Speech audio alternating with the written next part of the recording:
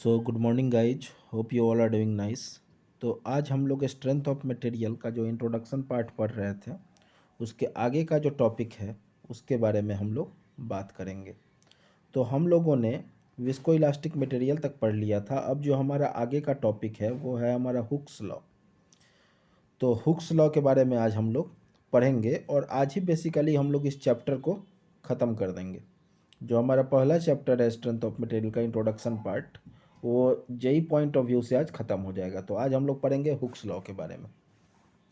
तो जो Hooke's law होता है ये हमारा वैलिड है होमोजीनियस, आइसोट्रॉपिक और लीनियरली इलास्टिक मटेरियल्स के लिए।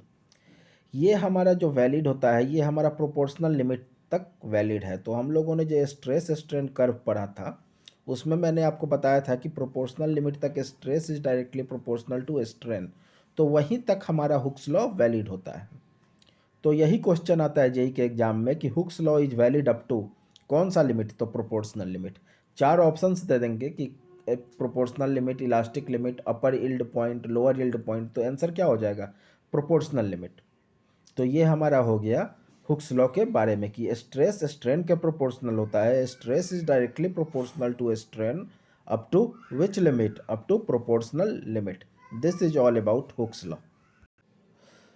हुक्स लॉ के बाद जो हमारा अगला टॉपिक है वो है हमारा डिफॉर्मेशन या elongation of members under axial load. तो इसमें कुछ फॉर्मूले हैं जिनके बारे में हम लोगों को पढ़ना है। तो पहला जो हमारा फॉर्मूला है कि एक हमारा बार होगा जिस पे कि पी लोड लग रहा होगा, ठीक है। It is subjected to P downward load. तो इसमें अगर डिफॉर्मेशन या डिफ्लेक्शन निकालना हो या इलोंगेशन निकालना हो तो जो फॉर्मूला होगा वो हमारा होता है पी एल बाई ए ई, जहाँ पे पी हमारा लोड होगा, इसका जो यूनिट होगा वो न्यूटन या किलो न्यूटन होगा, ठीक है। एल हमारा लेंथ ऑफ द मेंबर होगा, लेंथ ऑफ द बार होगा, इस बार का लेंथ एल होगा, इसका यूनिट मीटर या सेंटीमीटर में होगा। ए हमारा cross sectional area of this bar, और ई हमारा आप लोग जानते हैं यंग्स मॉडुलस, ठीक है। तो ये फॉर्मूला में सीधा सा फॉर्मूला पुट कर देना है, वैल्यू पुट कर देना है, और आपको जो इलोंगेशन या डिफॉर्मेशन होगा उसका वैल्यू निकाल लेना है। तो आपको P L by A E लगाना है when a bar is subjected to downward load of P kilo newton या न्यूटन। अब हम लोग देखेंगे कि इसी फॉर्मूला का थोड़ा सा एक्सटेंशन पार्ट, कि एक ऐसा मेंबर है एक जो कि डिफरेंट टाइप्स ऑफ बार से मिलकर बना हुआ है, इनका लेंथ भी अलग है और क्रॉस सेक्शनल एरिया भी अलग है। तो उनके लिए हम लोग डिफ्लेक्शन का फॉर्मूला या डिफॉर्मेशन का फॉर्मूला या इलोंगेशन का फॉर्मूला कैसे निकालेंगे? तो इसका मान लेते हैं लेंथ है L1 और एरिया है A1। इसका मान लेते हैं लेंथ है L2 और एरिया है A2।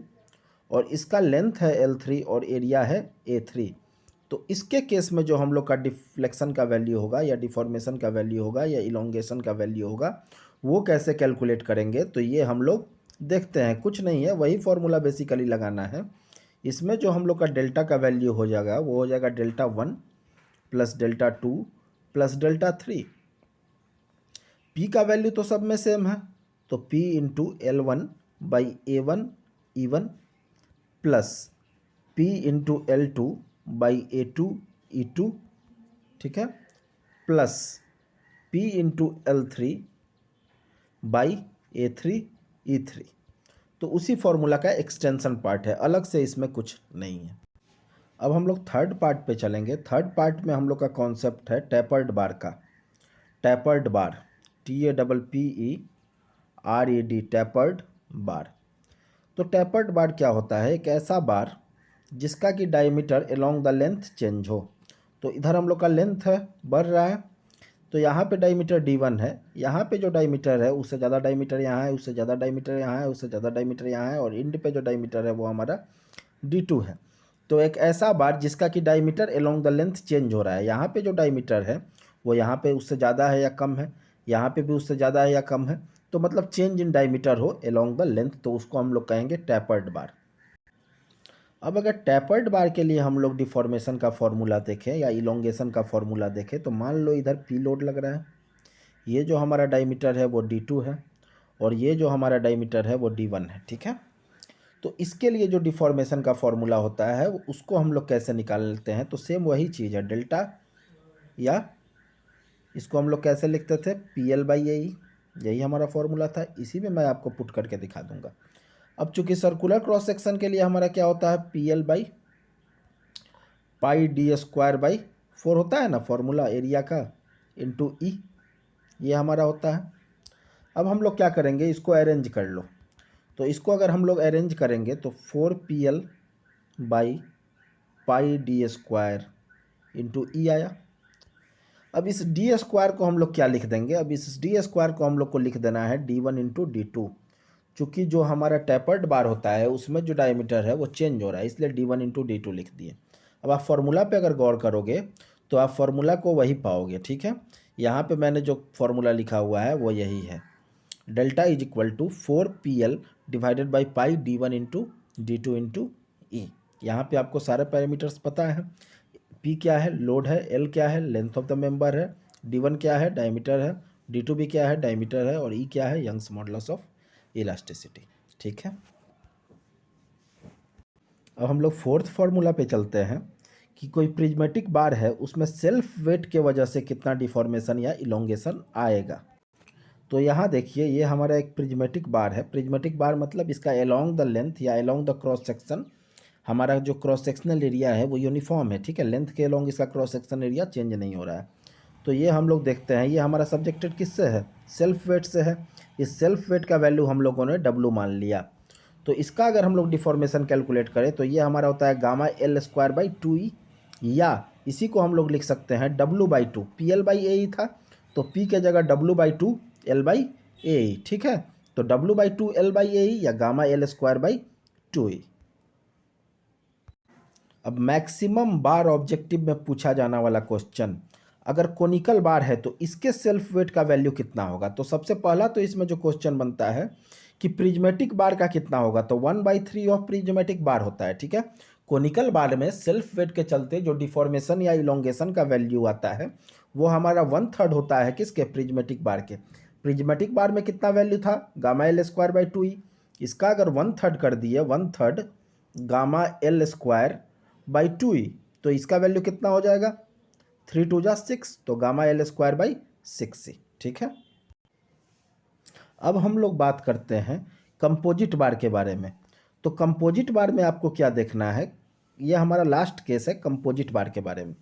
तो ये एक बार है, कंपोजिट बार है, और इस पर P लोड लग रहा है। तो पहला इक्वेशन तो बनेगा कि ये जो P लोड होगा ये किसके द्वारा रेसिस्टेड होगा। तो आप यहाँ पे देख लो, ये हमारा एक कंपोजिट बार का केस है। ये कोई मटेरियल है, मान लो वुड है, और ये कोई मटेरियल है, मान लो स्टील है। इस पर हम लोगों ने क्या किया, P लोड लगा दिया। तो ये जो P लोड होगा ये कुछ रेसिस्टेड होगा वुड के द्वारा और कुछ रेसिस्टेड होगा स्टील के द्वारा। तो ये P किसके वजह से रेसिस्टेड होगा, P of would plus P of steel. तो यहाँ पे मैंने क्या किया है, मटेरियल को 1 और 2 मान लिया है। तो P का वैल्यू क्या हो जाएगा, P जो रेसिस्टेड होगा वो P1 प्लस P2 से रेसिस्टेड होगा। ये हमारा हो गया इक्वेशन नंबर 1, ठीक है। अब अगला जो इक्वेशन इस केस में फॉर्म होगा, तो मैं फिर से कंपोजिट बार बना देता हूँ आपकी सहूलियत के लिए। ये हमारा मटेरियल 1 था, ये हमारा मटेरियल 2 था, इस पे P लोड लग रहा था। तो जब P लोड लगाएंगे तो दोनों में जो डिफॉर्मेशन का वैल्यू होगा वो बराबर आएगा, ठीक है। तो इसको हम लोग क्या लिख सकते हैं, इसको हम लोग लिख सकते हैं Δ1 इज इक्वल टू Δ2। लोड क्या लग रहा है दोनों में, P1 L डिवाइडेड बाई इसका एरिया कितना था, A1 E1, और इधर कितना हो जाएगा, यह कितना लोड रेसिस्ट कर रहा है, P2 L divided by A2 E2। तो यही हमारा इक्वेशन सेकंड है। तो ये दो इक्वेशन बन गए, दोनों को सॉल्व करके आप लोग क्या कर सकते हो, वैल्यू निकाल सकते हो। या दूसरा तरीका मैंने क्या बनाया है, दूसरा तरीका आप क्या कर सकते हो कि फॉर्मूला सीधे याद कर सकते हो। ऑब्जेक्टिव एग्जाम में क्या होगा, टाइम बचाने के लिए अगर आपको फॉर्मूला सीधे याद है तो वो कहीं ज़्यादा इफेक्टिव पार्ट है। तो P1 का वैल्यू क्या निकाल लेंगे, A1 का वैल्यू हम लोग को दिया होगा, E1 का वैल्यू हम लोग को दिया होगा, और divided by A1 plus E1 plus A2 plus E2, और इसको P से मल्टीप्लाई कर देंगे। वैसे ही P2 का वैल्यू निकालना है तो A2 का वैल्यू दिया रहेगा, E2 का नीचे वाला पार्ट सेम है, A1 E1 plus A2 E2 into P, ठीक है। तो ये दोनों चीज़ आप याद रख सकते हो, P1 और P2 का वैल्यू, या इक्वेशन दोनों सॉल्व करके निकाल लो, बात एक ही है। सब्जेक्टिव एग्जाम में अगर क्वेश्चन पूछता है तो दोनों इक्वेशन सॉल्व कर लो, ऑब्जेक्टिव एग्जाम में अगर क्वेश्चन पूछता है तो याद करने में कोई दिक्कत नहीं है। A1 divided by A1 plus A2 into P, और ये कितना हो जाएगा A2 divided by A1 plus A2 into P. ठीक है, तो डायरेक्ट फॉर्मूला भी यूज कर सकते हैं। अब हम लोग पढ़ेंगे पॉइजन्स रेशियो के बारे में। तो पॉइजन्स रेशियो क्या होता है, nu is equal to minus lateral strain divided by longitudinal strain. ऐसा क्यों होता है, तो ऐसा समझने के लिए डायग्राम का एक हेल्प हम लोग लेते हैं। मान लो ये एक बार है, इस पर मैंने पी लोड लगाया, ये इसका एल है, लेंथ है, और इसका क्रॉस सेक्शनल एरिया इधर हुआ। अगर मैं इस बार को इधर लोड लगा के खींचता हूँ तो लेंथ तो इसका बढ़ जाएगा, मतलब लॉन्गिट्यूडनल स्ट्रेन तो बढ़ जाएगा, लेकिन डायमीटर वाला जो पार्ट है वो क्या होगा, ये हमारा घट जाएगा इसका। जब इसको मैं खींचूंगा, प्रैक्टिकली भी आप देख सकते हो, किसी चीज़ को अगर आप खींचते हो तो उसका लेंथ के लॉन्ग तो बढ़ जाता है, लेकिन उसका दूसरा जो डायमेंशन है वो घट जाता है। तो यही माइनस साइन यही शो कर रहा है कि जो लेंथ है हमारा वो तो बढ़ जाता है, मतलब लॉन्गिट्यूडनल स्ट्रेन तो हमारा बढ़ जाता है, लेकिन वहीं पे हमारा जो लेटरल स्ट्रेन होता है वो हमारा क्या होता है, घट जाता है। इसीलिए न्यू में हम लोग क्या किए हैं, माइनस साइन का यूज किए हैं। तो इसलिए पॉइजन्स रेशियो में ये माइनस साइन का रिलेवेंस यही है जो मैंने आपको समझा दिया। तो फॉर्मूला आपको सीधे याद रखना है, न्यू का वैल्यू क्या होता है, minus lateral strain by longitudinal strain.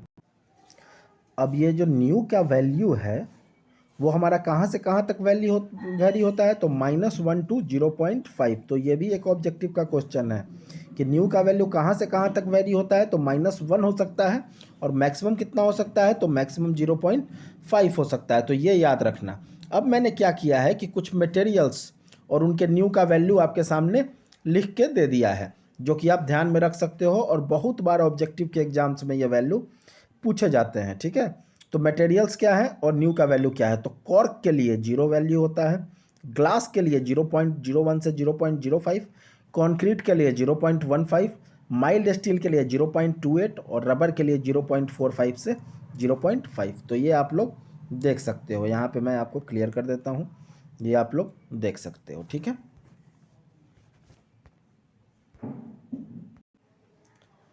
अब हम लोग बात करेंगे इलास्टिक कांस्टेंट के बारे में। तो पहला इलास्टिक कांस्टेंट जिससे कि तो हम लोग फैमिलियर है और जिसके बारे में हम लोग जानते हैं वो तो क्या है, यंग्स मॉडुलस। तो इसका जो वैल्यू होता है वो हमारा होता है स्ट्रेस बाई स्ट्रेन।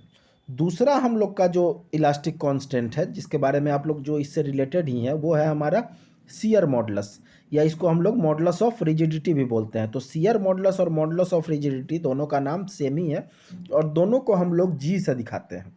जी से हम लोग किसको दिखाते हैं, शियर मॉडुलस या मॉडुलस ऑफ रिजिडिटी को। तो इसका फॉर्मूला क्या हुआ, यंग्स मॉडुलस था स्ट्रेस बाई स्ट्रेन, ये हमारा हो गया shear stress by shear strain. तो हमारा मॉडुलस ऑफ रिजिडिटी या शियर मॉडुलस कुछ नहीं होता है, shear stress by shear strain होता है। ये हमारा क्लियर है। अब हम लोग बात करते हैं एक अगला मॉडुलस के बारे में, इलास्टिक कांस्टेंट के बारे में, जो कि है हमारा बल्क मॉडुलस। बल्क मॉडुलस, तो इसका फॉर्मूला क्या होता है, इसका फॉर्मूला हमारा होता है stress divided by volumetric strain. और वॉल्यूमेट्रिक स्ट्रेन के बारे में मैंने आपको बता दिया है पहले ही। वॉल्यूमेट्रिक स्ट्रेन का वैल्यू क्या होता है, ये मैं आपको पहले लेक्चर में ही बता दिया हूँ कि अगर आपको एप्सिलॉन वी का वैल्यू निकालना है तो क्या होता है, EX plus EY plus EZ, means strain in X direction, strain in Y direction and strain in Z direction. तीनों निकाल के जोड़ देंगे तो हम लोग को क्या मिल जाएगा, वॉल्यूमेट्रिक स्ट्रेन। तो ये हम लोग का इलास्टिक कांस्टेंट के बारे में पता चल गया। ठीक है, अब JEE के एग्जाम में इनके बीच में रिलेशन पूछा जाता है, रिलेशन बिटवीन इलास्टिक कांस्टेंट। तो मैं यहाँ पे लिख देता हूँ एक बार फ्रेश से। तो E और G में क्या रिलेशन होता है, E is equal to 2G into 1 plus nu. Nu आपका क्या है, पॉइजन्स रेशियो का वैल्यू है। दूसरा हम लोग का E और K में 2G इंटू 1 प्लस न्यू, ये हो गया। दूसरा हम लोग का E और K में रिलेशन, तो E is equal to 3K into 1 minus 2 nu. Nu हमारा क्या है, पॉइजन्स रेशियो। और तीसरा E is equal to 9 kg। ये दोनों को सॉल्व करोगे ना ऊपर वाले को तो ये इक्वेशन मिल जाएगा। तो 3K प्लस G। तो ये तीनों तो आपको बाई हार्ट कर लेने हैं, ये तीनों रिलेशन। E बराबर 2G into 1 plus new, E बराबर 3K इंटू 1 माइनस 2 न्यू, और ई बराबर 9 kg/3k प्लस जी। तो ये हमारा रिलेशनशिप हो गया इलास्टिक कांस्टेंट के बीच में। इलास्टिक कांस्टेंट मतलब ई जी और के बीच में। अब इसमें क्या होता है कि थोड़ा सा अगर एडवांस लेवल पे चलोगे तो न्यू का भी वैल्यू कभी कभी पूछ लेता है। तो न्यू का जो अगर फॉर्मूला निकालोगे तो ये हमारा हो जाएगा 3k minus 2g divided by 6k plus 2g। तो ये सारा चीज़ें मेंशन्ड है यहाँ पे, आप देख लो एक बार, मैं आपको दिखा देता हूँ। हालांकि मैंने लिख भी दिया, वीडियो पॉज करके आप खुद से भी इसको लिख सकते हो। तो E is equal to 2g into 1 plus nu, E is equal to 3k 1 minus 2 nu, E is equal to 9 kg/3k plus G, और nu is equal to 3k minus 2g divided by 6k plus 2g। तो ये हमारा relationship हो गया elastic constants के बीच में। अब कभी कभार क्या होता है कि ऑब्जेक्टिव एग्जाम्स में इंडिपेंडेंट इलास्टिक कांस्टेंट और टोटल इलास्टिक कांस्टेंट का वैल्यू पूछ लिया जाता है। तो ये कौन कौन से केसेस के लिए पूछा जाता है? तो केसेस आप लोग देख लो, ये हमारे 3 केसेस के लिए पूछा जाता है। पहला, अगर हमारा मटेरियल क्या है, होमोजीनियस एंड आइसोट्रॉपिक मटेरियल है, तो इसका एग्जाम्पल क्या है होमोजीनियस और आइसोट्रॉपिक मटेरियल का? इसका एग्जाम्पल है स्टील। तो इसके में अगर हम लोग इंडिपेंडेंट इलास्टिक कांस्टेंट आईईसी का वैल्यू निकाले तो 2 होता है, और टोटल इलास्टिक कांस्टेंट टीईसी का वैल्यू निकाले तो हमारा 4 होता है। ऑर्थोट्रोपिक मटेरियल में, जिसका कि एग्जांपल वुड है, तो कभी कभी तो एग्जांपल ही पूछ देता है। तो इंडिपेंडेंट कितना हो गया 9, और हमारा टोटल कितना हो गया 12। एन आइसोट्रोपिक मटेरियल में इंडिपेंडेंट हो गया 21, और हमारा टोटल कितना हो गया इन्फिनिटी। तो जनरली हम लोग का क्या पूछता है, इंडिपेंडेंट इलास्टिक कांस्टेंट्स का वैल्यू। तो क्या हो जाएगा, कोड याद करने का, 2 9 21। 2 हमारा किसके लिए, homogeneous and isotropic.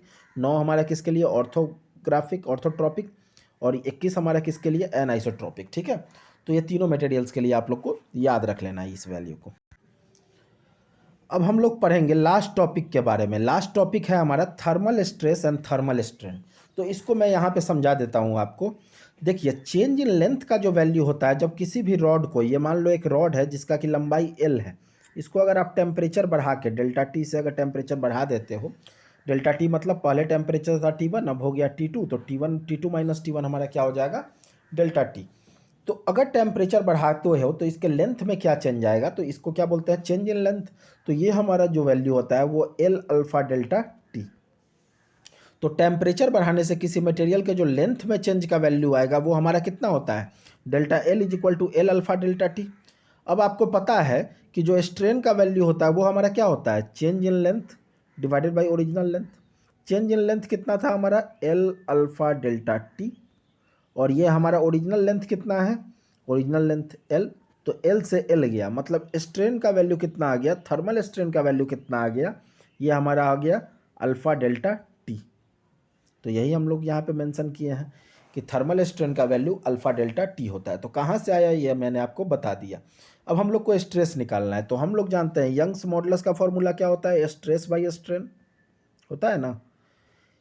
E epsilon का वैल्यू हम लोग को पता चल गया, मतलब थर्मल स्ट्रेन का वैल्यू पता चल गया कितना है, अल्फा डेल्टा टी।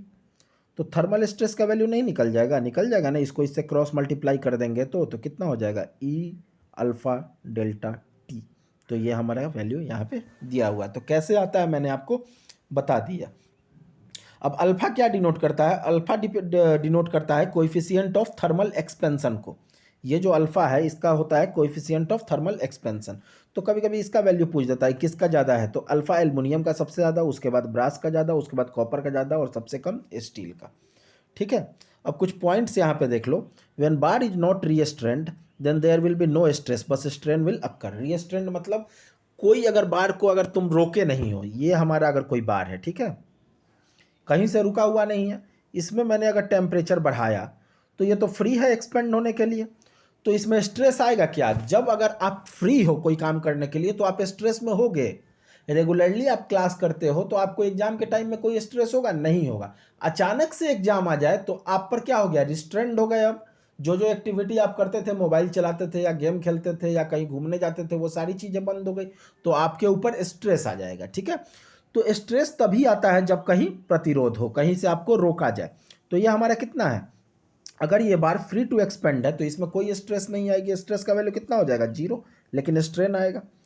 अगर वहीं पे दूसरा केस हम लोग देखते हैं, दूसरा केस देखिए, कि अगर ये हमारा बार रहता, इधर से भी इसको रोक दिए और इधर से भी इसको रोक दिए, अब टेम्परेचर बढ़ाएंगे तो स्ट्रेस आएगा कि नहीं आएगा।